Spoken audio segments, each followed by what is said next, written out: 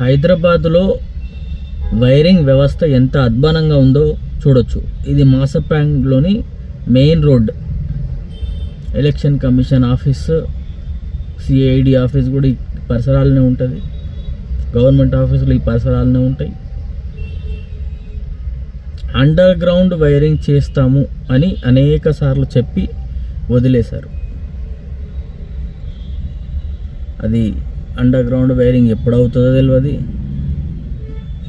గత ఏడాది గణేష్ పండుగకి ఇట్లాంటి వైర్లు తలిగి కొంతమంది చనిపోయినారు. గణేష్ విగ్రహాలు కొన్ని డ్యామేజ్ అయినాయి, దుర్గామాత విగ్రహాలు కూడా కొన్ని డ్యామేజ్ అయినాయి.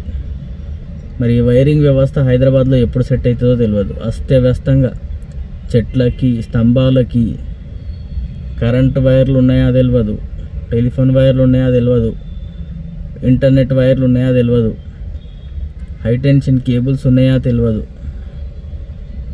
ఏవి ప్రమాదమో ఏవి ప్రమాదకరం కాదో తెలియదు.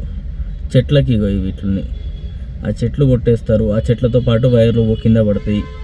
వాటికి తగిలితే అదొక ప్రమాదము. అధికారుల వ్యవస్థ ఎప్పుడు మారుతుందో, అధికారుల పనితీరు ఎప్పుడు మారుతుందో తెలియదు.